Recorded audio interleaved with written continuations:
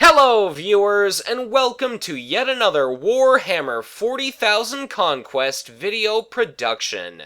My name is Mitch, and I am the Hive Tyrant. Today, I'm pleased to present yet another installment in my series of community spotlight videos in which I interview various prominent and upstanding members of the Conquest LCG community. Specifically, we discuss their favorite decks and how best to pilot their favorite warlords. Hopefully, through sharing their personal experience, opinions, perspectives, and advice, they'll be able to provide you with a host of information useful to both new and veteran players alike. Be sure to let me know what you think of this interview in the comments below, and as always, I'm ever open to constructive criticism. But with our introduction aside, let's get things started with a discussion of Packmaster Kith. Well, thank you very much for joining me today, but before we kick off the pillaging and Dark Eldar depravity, where might some of our listeners or viewers know you from, and how might people have heard of you before? Okay, so I won the UK Nationals. My name's Varun, and that's really the first big tournament I've been to. My local meta is quite small, so there's a few people who know me here in Norwich. I also post on the boards as GK Zukov, and I got started out of core really. And when you're talking about the boards, is that Card Game DB specifically? Yeah, yeah. Okay, and sorry to interrupt you, but go on. Yeah, and so I started playing the game when the core set came out. I liked the look of it compared to some of the other LCGs, and although I haven't managed to play loads and loads of games just because it's a small community here, that's when I started really. Sure, I've got no local game community whatsoever, so I can certainly empathize with that. Oh, Certainly can't say that I've won a nationals, but maybe someday. Have you been playing since the very beginning? yeah, kind of on and off when I can get people to play really. Sure.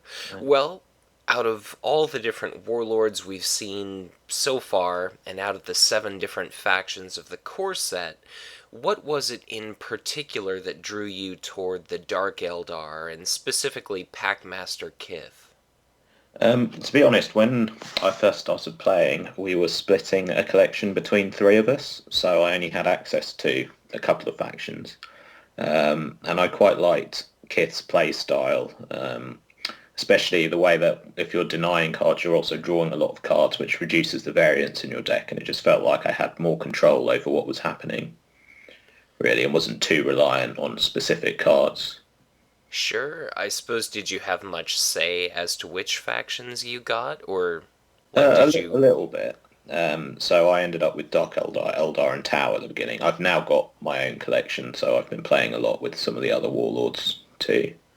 Right. Well, I guess now that your options have expanded to, essentially infinite, why stick with Packmaster Kith, even though now we've started seeing our second round of Warlords and our first cycle of packs is out? Why stick with Kith as opposed to like Urian or any of the other options out there? I think she's very strong in terms of a choke archetype, and in terms of swarm and control. Urian's fun, but I feel he's lacking something and a bit riskier because if he gets bloodied, all your torture events suddenly become really expensive. I've actually been having a lot of fun with the new Astra Militarum guy, Kato, as Sure. well. But in terms of the competitive environment, I feel like Kith is one of those warlords who's top tier, and I've had a lot of experience with her, so she made sense as the one to take to nationals. Well, I've definitely seen a very strong tournament presence in Kith, and everybody everywhere is talking about, is she too powerful? Is she broken? I suppose just as someone with so much experience with her, someone that's seen huge amounts of tournament success piloting Kith, what do you think some of her absolute greatest strengths are? What makes her such a powerful warlord and so dominant in the tournament scene? I think it is this kind of triad of choke, swarm, and control. And in terms of control, she's got two of the best control cards out there, Archon's Terror and Clavek's War Leader.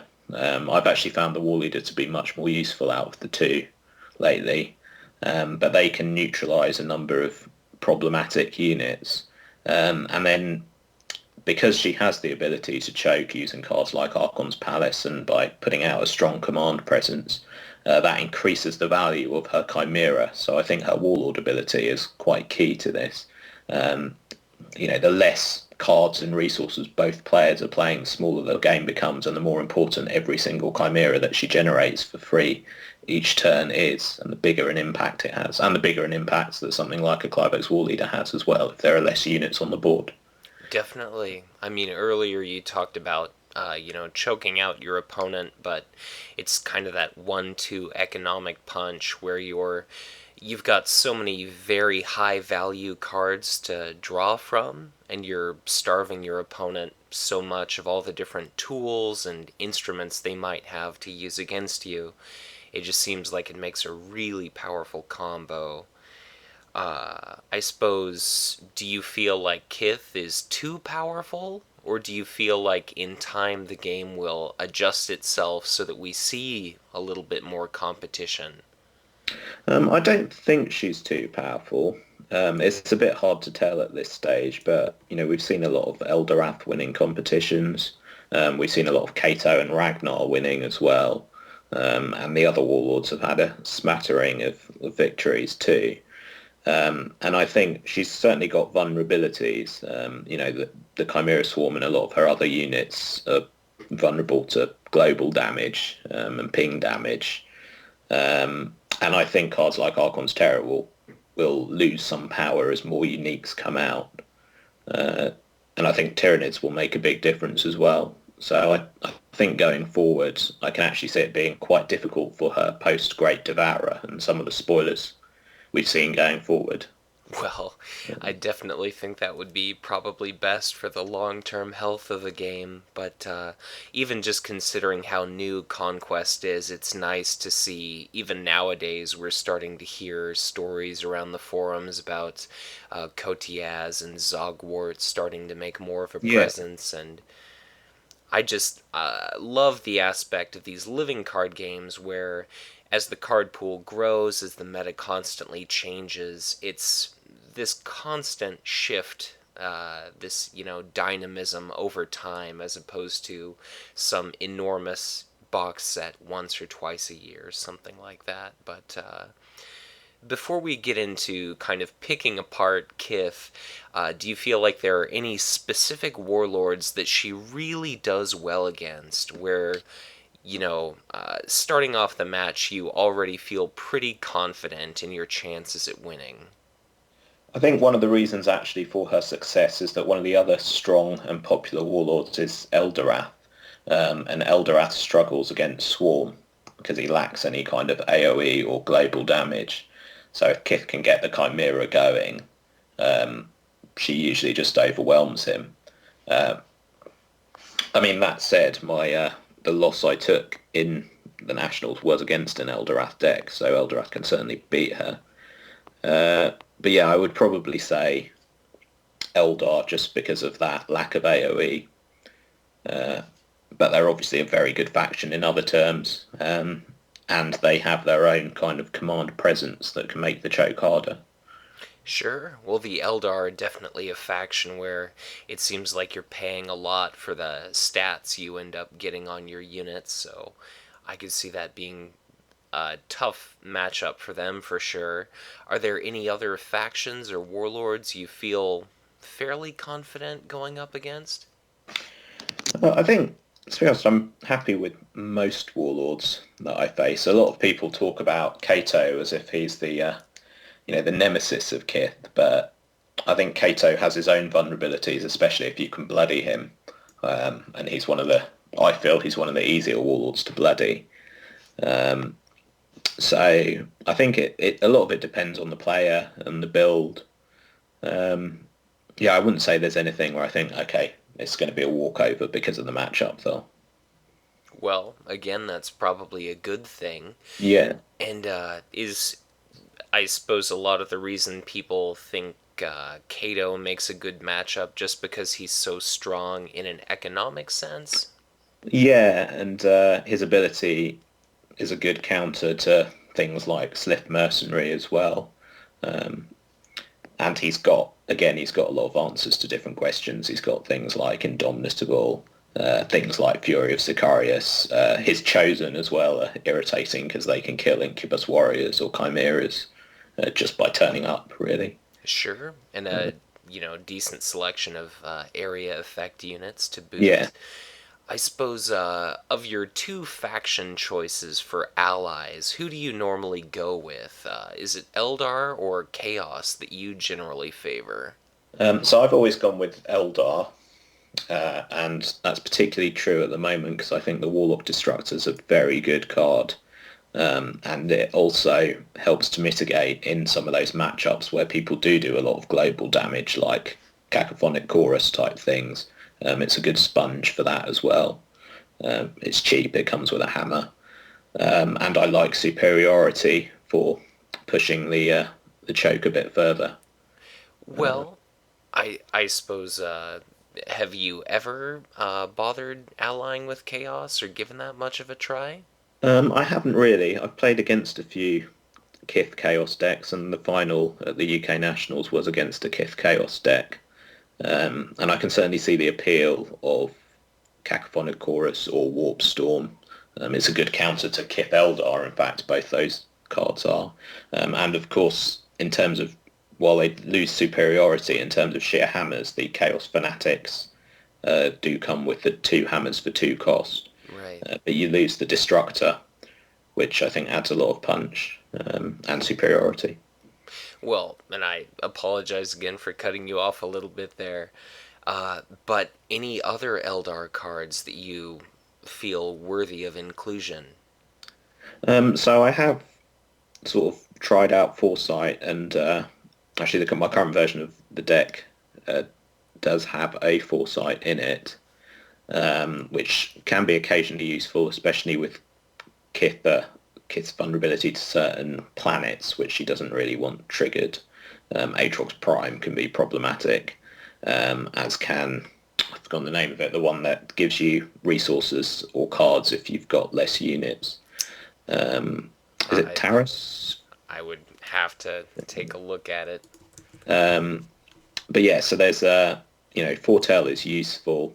I used to run a copy of Doom, but I can't remember the last time I actually played it for its effect. So I've taken that out. Yeah, I would say those are probably the 2 other things. All right. Well, I suppose you've already mentioned some of the Dark Eldar staples or some of those scary cards that, people kind of dread going up against. But do you feel like the Dark Eldar really have any weaknesses or vulnerabilities apart from area effect?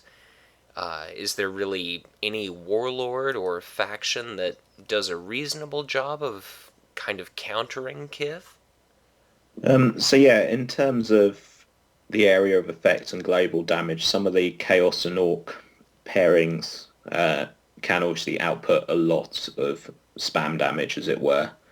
I played against a Zogwart deck, and I got Cacophonic Chorus twice in 2 rounds for 11 damage each, and got hit by 2 Weird Boy Maniacs, and that was quite a tricky match.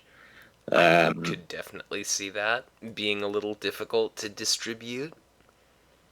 Yeah, and that's again where having something like a Warlock Destructor out is helpful. I think in theory, a Tau deck with gun drones could do some damage, especially if it's got a way to protect it from being routed. But usually I find that Tau have other weaknesses, so that's okay. And again, although Kith is quite strong command, there are decks that can outcommand her.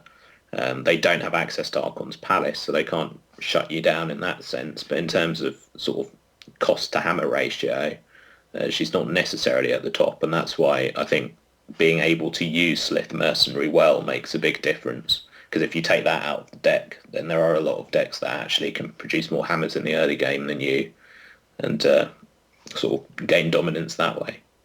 Well, Slith Mercenaries is definitely one of those cards that can be a little tricky for people to pilot, especially if they don't have, as much experience as someone such as yourself, just because it's, entirely possible for your opponent to steal control of Yeah, that unit and turn it against you.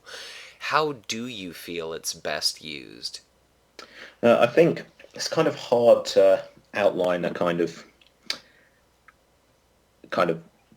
game plan for it because I think it's very situational. Sure. Um, and I mean, often it's good if you can play it as the last deploy because then you're almost guaranteed to get at least one round's worth out of it. It can be good going up against where your opponent's put down one hammer, you put down two hammers. Even if he spends two to pay it off you, he's burnt through a lot of resources to win that command. Sure. There are times where it's actually useful to put it on planet one, especially if there's nothing else there, and at least forces your opponent to do something about it. I think it's best in. So I mean, Kith, when we talk about choke, we traditionally talk about card choke, especially because back at the beginning, that was kind of the only real form of choke you could pull off. But with cards like Slith Mercenary, and with the flexibility of Archon's Palace and superiority, I think there is the possibility against decks like Eldar and Chaos, who sometimes are quite resource intensive, to actually push for the resource choke angle. And in that situation, Slith Mercenary becomes quite easy to use if you're going for the resource planets and your opponent's not getting any resources, then it's not really an issue. It's just a cheap, solid unit. Definitely. I mean, I suppose if they were to make the mistake of paying for it, you'd be essentially negating any of the resource gain that they would be getting otherwise, so definitely Yeah. seems like that's a pretty clever play. Sometimes I'm quite happy when they steal it from me. Um, Definitely. Sure, and I mean, if it were to be deployed at the first planet, if they steal that in an inopportune time, I suppose even if you were to give up the planet entirely, if you don't buy it back, it's still coming in, returning to play alongside their Warlord Exhausted, so Yeah. a lot of interesting uses there. But a lot of players, really dread cards like the Klavex War Leader, Archon's Palace. Are there any specific cards that you really hate to see that really kind of, make your life a little bit more difficult when you're playing Dark Eldar? Um, so cards that my opponent Right, might bring up. right. I did just sorry. Can I just briefly go back to the Slith Mercenary actually? Yeah, not a problem. Because the other thing I was thinking about that is again, if you're shrinking the game to get more mileage out of your Chimera and everything, if it does get bought backwards and forwards, you're again reducing the size of the game more and more and more. So if you've got the advantage on the board and you and your opponent spend all your resources moving a mercenary backwards and forwards, then you've still got the advantage on the board, essentially. So that's another thing to consider with it. Um, but coming to your question about cards I don't like to see, I think again it really does come down to those cards that kind of hit all my units. So we're looking at Warp Storms, especially because I don't run many attachments in Kith. Uh, I think Kugath's Fetid Haze can be a pain, although I don't mind facing Kugath in general. Right. Um, some of the Space Marine AoEs, although there are ways to get rid of them. Um, I think there's nothing that kind of majorly terrifies me. I don't think. Um, Well, I suppose overall, what is, just some of your general strategy from the early game toward the finish? kind of how do you try and deploy your Chimera around the board, and just some basic gameplay tips, maybe for somebody that's just getting started with Dark Eldar, Kith in particular, or that's maybe trying to take their Kith gameplay to a new level.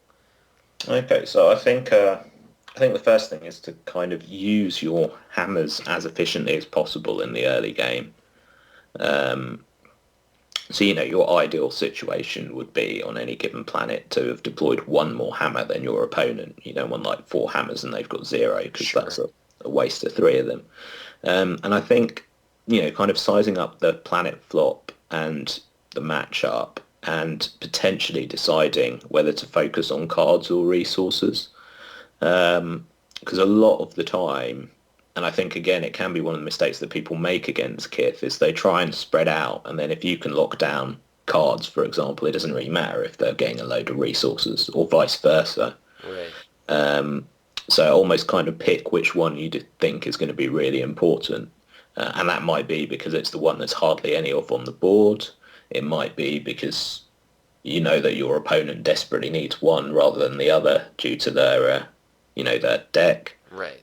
So it could be a number of things. And using your Warlord carefully as well, because bearing in mind that the Warlord can always swing command, and potentially luring the opponent's Warlord in because maybe they really need to win command in a certain place, and so that's where you expect them to send it. I think, again, using planet abilities smartly, and being aware of the ones that can mess up your kind of command advantage, like the one that gives you the resources or cards when you're behind in terms of units. Being careful with your Chimera as well, kind of being aware in some matchups that having them all at one place might mean they all get hit by, say, a Weird Boy Maniac or a Warp Storm. But that in other matchups, it's actually quite safe to do that. And yeah, just kind of holding back cards for the right time sometimes as well, not playing it just because you can or you've got resources left over. And yeah, just working out really, what benefit you're getting from the play compared to your opponent. There are plenty of times I've played a Clivex War Leader and not been able to trigger the instant kill effect, but it's still been worth it because it's captured Planet 1 or it's bloodied the enemy Warlord. Yeah, I don't know what else you were really looking for from... Well, I definitely think that hits on a lot of different things there. Kind of optimizing the value of units when possible, but not necessarily. Like your Clavex War Leader is a great example. Maybe somebody's holding on to it until they can get that, 2-for-1 exchange, when in reality, playing it, quote, sub-optimally is actually the ideal play in that situation. And I think also identifying sort of the key planets in terms of wins and in terms of planet abilities. Because, another thing that I think some people do is they almost try to win every planet, and actually, sometimes just allowing your opponent to take certain planets so that you can sort of thinking ahead in that sense. Right. Especially if you don't get a perfect start. Kind of work out where you can stop your opponent and buy yourself time. And if you can build up the command, things will swing in your favor as long as you can stay in the game. Sure, it definitely sounds like you're a little bit more of a late game player, to be sure, kind of figuring out what exactly your opponent's win condition is and then denying him or her that to the utmost of your ability through choking cards, choking resources, identifying which specific planets you'd like to avoid or to fight at. I suppose, are there any particular cards or units that you really prefer for command or combat? Like, what are your staples, some of your go-to cards?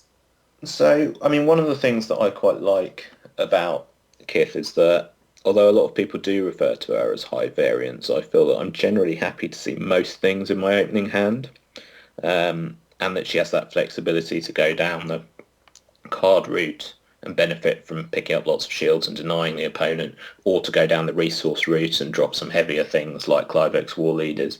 And although she can set up quite well for the late game, she can do an early game rush if the planets favour it and if the opponent's play favours it. But in that sense, early cards, I think Chimera Masters are generally nice because they give you a cheap hammer and they give you a Chimera. Incubus Warriors, as long as you're not in a matchup where they're going to get pinged all the time. Slith Mercenaries are great in an opening hand.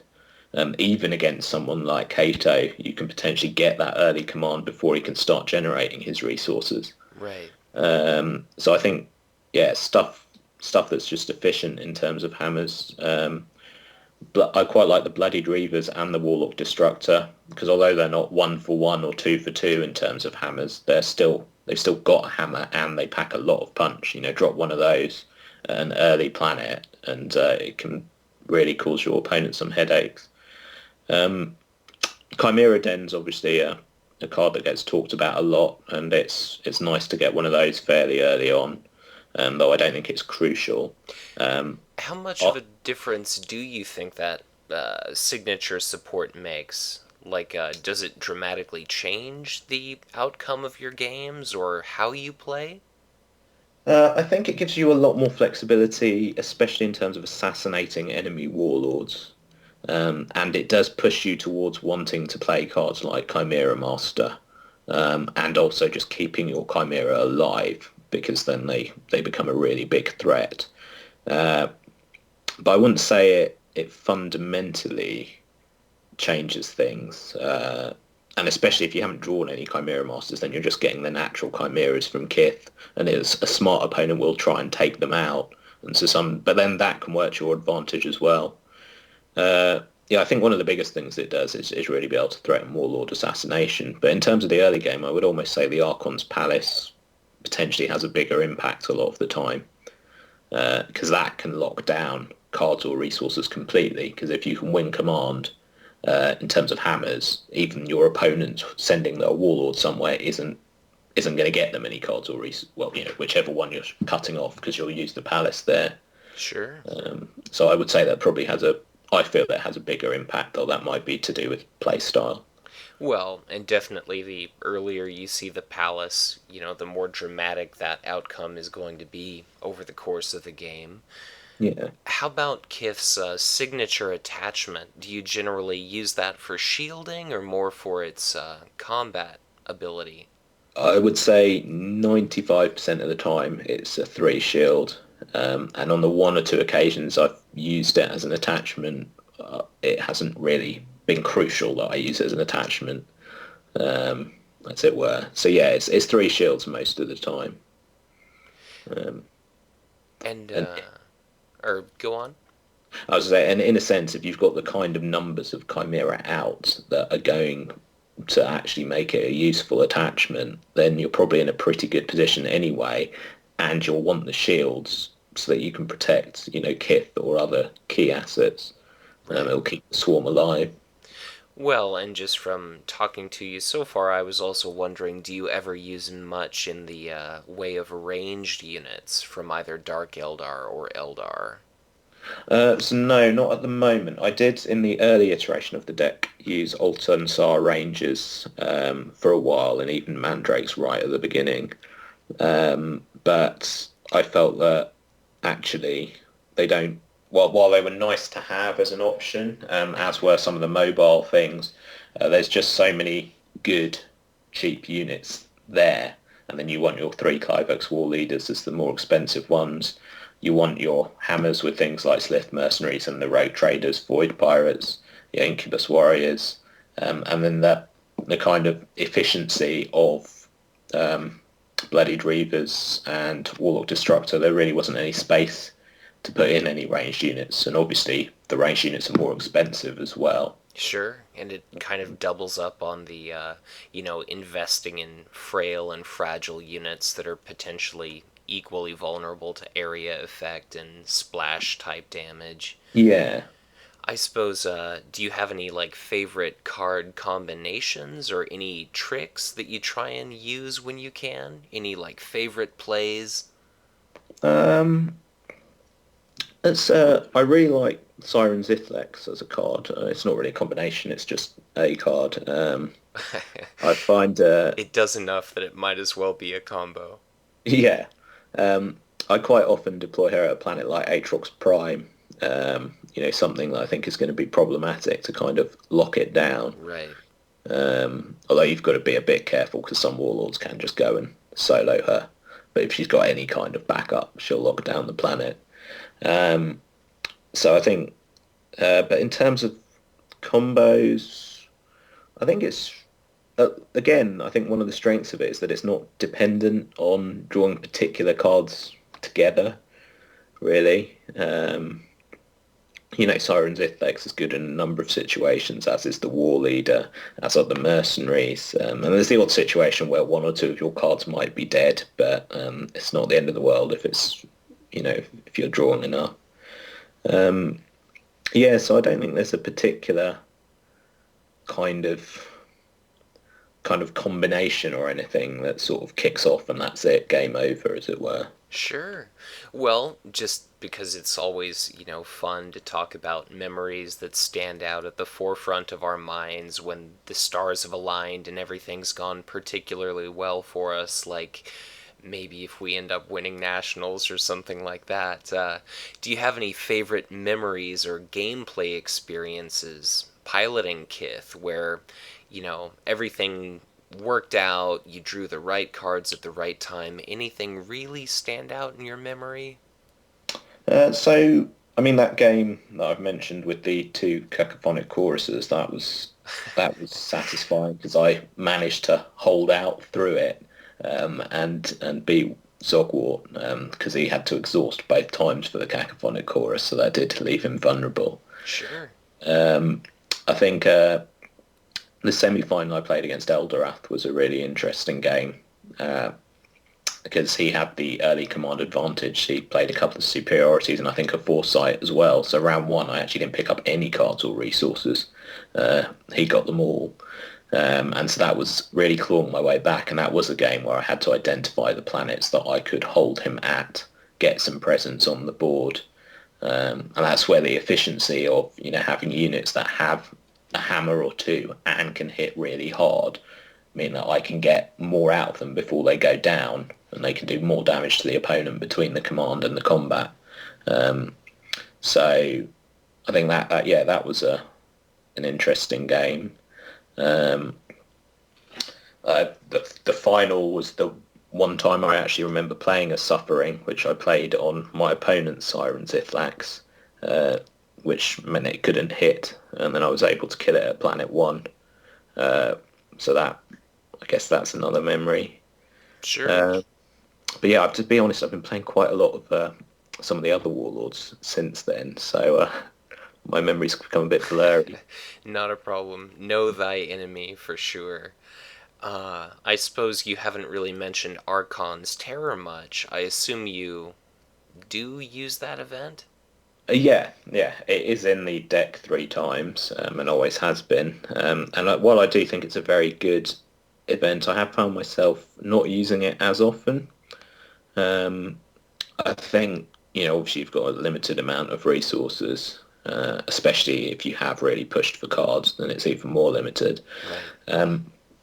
And I think while it's nice as a finisher, and there are times it's been key to me to get rid of that big problematic unit, earlier in the game, unless it's going to win you a key planet or situation, you often want to kill things, essentially, and they will keep coming back with terror. So I think it's very, very good, but you have to play it at the right time. It's great as a solution to some of these problematic units, like, for example, a ranged unit with gun drones. And so I think it's very... I'm always happy to see it because it's insurance, essentially. But I'll only want to play it if I really need to. Right. I suppose something I was curious about earlier, now that you've mentioned gun drones a couple times, how does Kith normally do, or how do you do against On-Shi? So I've only played a little bit of On-Shi with Kith. So it's possible that against like a very, very good player with On-Shi that I might run into some issues. And certainly there's that worry of his ability to combo into, hitting her several times and effectively targeting Kith herself. Right. On the other hand, the fact that he does run away, if you're swarming effectively, you've got so many units out that sometimes you'll be able to win a planet just because all this stuff's left, Sure. basically. And Archon's Terror again does come in handy there because, if you terror the big unit and then actually kill something but runs away, he still loses the combat. Right. So I think, yeah, there are definitely things you've got to be careful, especially if there are some early orbital cities there. Well, I would imagine just if you, choke your opponent intelligently and deprive him or her of the Yeah, cards and resources they need to really get all those combo pieces in order, it seems like Anshi requires a little bit before he really starts to pose a yeah. threat. And I think he's easier to choke than Shadow Sun in that regard. For sure. Well, I suppose as we kind of wind things down here, any advice for players that maybe start to feel frustrated just because Packmaster Kith is so prominent in the tournament scene, whether or not, she's broken or overpowered, or people simply have adopted that mindset, so she's seeing a lot of play. Apart from what we've already mentioned, any advice for playing against her? How to kind of pick her strategy apart and give yourself the best chance at victory? I think, kill the Chimera if you can. But having said that, I have seen players who've got so hung up on killing the Chimera that they've wasted way too many resources and cards on it. So kill the Chimera efficiently. Um, and I think, you know, kind of, I think one of the useful things is thinking about what Kith is going to try and do. And so if you do really need cards or resources or there's a shortage on the board, kind of focus on trying to get them. Because again, I think if you spread out, the Kith can let you have one of those two things and focus her units on stopping you getting the other. So I think it's just being aware that Kith might try and do that, if that makes sense. Sure. Well, Um, any thoughts on how to play around some of those power cards like Klavek's War Leader or Archon's Terror? um, in terms of those, I think, again, be aware that it can happen if there are four resources out there. Don't open your game with a bunch of really expensive elites unless you've got a way of protecting them. There are one or two ways of protecting them, but we've seen more spoiled. There's the Orc card coming out, I think. And so, yeah, you generally want more kind of lots of small units, or kind of have two AoE units. Okay, they could both be terrored, but once terror's done, it is gone, so you can try and burn through them. But yeah, it's just being aware that that could happen and taking that into account. Sure. Um, I suppose just making as many calculated risks or, minimizing risk or. yeah, and not being too afraid if something gets terrored in the first couple of goes and it costs you a little bit, well, at least that terror's, there's only two more terrors left in the deck now. Sure. Well, I suppose any other thoughts for playing against Kith or with Kith that you feel Uh, would benefit, a beginning player or somebody just starting to get experienced with her? Against her as well, you obviously mentioned the Clivex War Leader. The other thing is if there is a card that if you're really dependent on something staying alive and you think a Clivex might happen, then obviously try and shield it. Right. But you've got to balance that out because often we want to take the odd bit of damage here and there and absorb a little bit. But if it's really crucial, then just shield the whole lot if you can. And being aware of the action windows as well, so getting your use out of things before that happens. You can ranged units can be pretty strong because they're less vulnerable to Clivex War Leader, although they can still be Archon's Terror, but they usually can get their shot off before they get War Leadered. Yeah, I think we've covered a lot of the things with and against her. Definitely. Well, anything else you'd like to toss out there before we wind things down? Um, I don't think so, but I'd say, if you're struggling with her or against her, persevere, because all the Warlords can be played really well. And it's just finding the style that fits for you as well. You don't have to go down a certain path because everyone else does. So working on what you kind of feel comfortable with. And I mean, I haven't really found a Warlord, a kind of matchup that I've really gone between any two Warlords where I've really gone, oh, what's going on? There's no point kind of thing.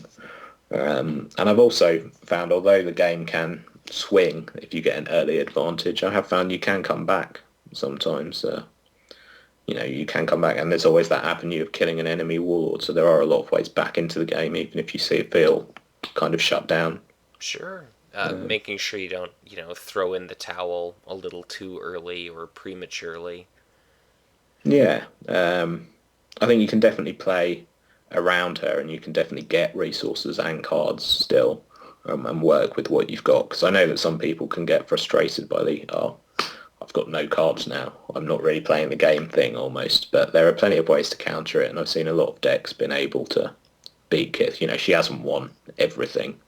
There are plenty of nationals out there that have been won by Ragnar, Kato, Eldorath, and even the odd one by... Sorry, there are plenty of regionals out there that have been won by those Warlords, and even the odd one by, some of the smaller Warlords, the Chaos ones, the Orc ones. I think there was a regional one by Kosiaz recently. So, yeah, I'd say stick with it. Yeah, I suppose, kind of like you were mentioning earlier, knowledge is power, and even if you're going into a difficult matchup, not giving up before the cards have even hit the table or something like that. It's not as if she's invincible, and just through card game DB and other things like that, it's heartening, and it's nice to see that even though some of our Warlords are stronger than others at the moment, by no means is that set in stone, and it's not as if there's any one Warlord with an 80 or 90% win rate, so Yeah. things like that are nice to see. And I hate to put you on the spot here, but just as someone who's seen enormous tournament success, any just general advice for Conquest players as a whole, whether they've been playing for a little while like myself or they're just starting out, just differences maybe between a beginner and someone that's starting to consider playing in tournaments? I think, I found the step up to tournaments wasn't, I didn't really know what to expect when I'd played a couple of local tournaments and then went to the nationals. But I found that generally, it's sort of doing the same things really. Just kind of don't expect your opponents to make a bunch of mistakes is probably the main thing really. So don't kind of make plays based on the hope that they'll mess it up kind of thing. Sure. But generally, yeah, it's just kind of play efficiently with your cards, try and get the economic advantage or the battle advantage. Think about the trade-offs you're making. Don't go and waste 7 resources and 3 cards on getting rid of your opponent's 1 card and 2 resources. But yeah, I think generally I've found it's not massively different. I think, yeah, just thinking ahead. That's probably, I think, the main thing. Sort of speaking to a few people I've played against, I think some of them have started to notice that, oh yeah, this was going to happen. Oh, I should have seen this or this. It's just looking ahead to the future planets and the future possibilities. Yeah, I don't know if that's particularly helpful, really. Well, certainly just, thinking things through and maybe not just playing in an impulsive, reactionary sense, but Yeah. really making sure you're getting the most value out of your cards. Like that Yeah. Clavex War Leader example again, is it really worth holding on to something for, the perfect play that may or may not ever happen? It's kind of taking a calculated risk here and there, and Yeah, and not beating yourself up if it doesn't work as well. And sometimes you will get a slightly shoddy draw, or you'll do something good and your opponent will do something better. I think a lot of it is practicing against the different warlords and different opponents, which may or may not be easy depending on where you are. Like I say, I've got a very small meta, so I've had limited exposure in that sense. But yeah, I think it's and think about why is your opponent doing something, I guess. You know, you can sit there and think, oh, well, this will work really nicely, and your opponent does this and this, and you think, okay, but why is my opponent doing that?